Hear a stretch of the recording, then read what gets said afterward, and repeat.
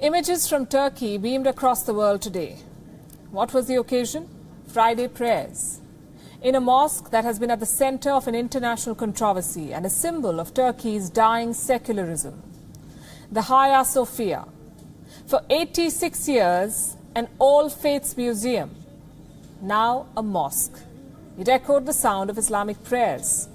For Turkish Islamists, this reconversion is a landmark moment, a long-awaited restoration of the symbol of Ottoman might. But for many others in Turkey and around the world, it's a setback to one of the world's greatest cultural landmarks.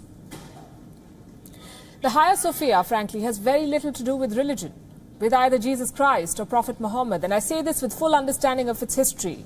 Yes, it is revered by Christians and Muslims alike, but it is not sacred to either of them. It was constructed by one ruler as a church. It was converted by another ruler into a mosque. The process went on for centuries. There were crusades, then there were wars. More than being a religious symbol, it is a symbol of political conquests. And that's exactly what has happened again. It shows in Erdogan's decision to reconvert it into a mosque, and it reflects in the Turkish media's rhetoric. I'll give you an example.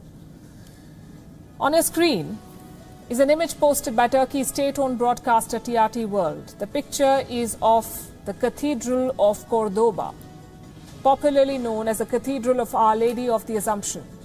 It is located in Spain. It was earlier a mosque, but was converted into a cathedral in the 13th century. Why was this picture posted today and some others like it? It's classic whataboutery.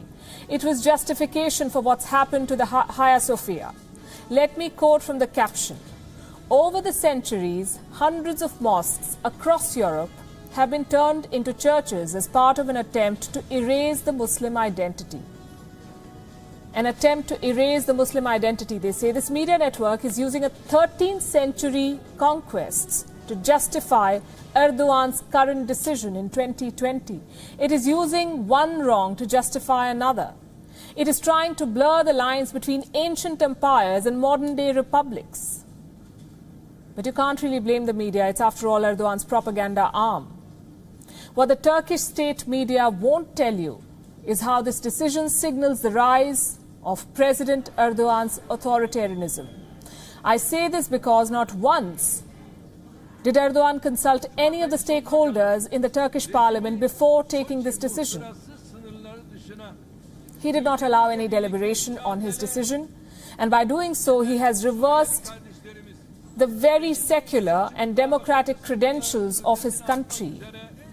Turkey, anyway, does not have an impressive record of tolerance for Christians. Most of them have had to escape to Europe. Only about 100,000 Christians are said to be living in Turkey now.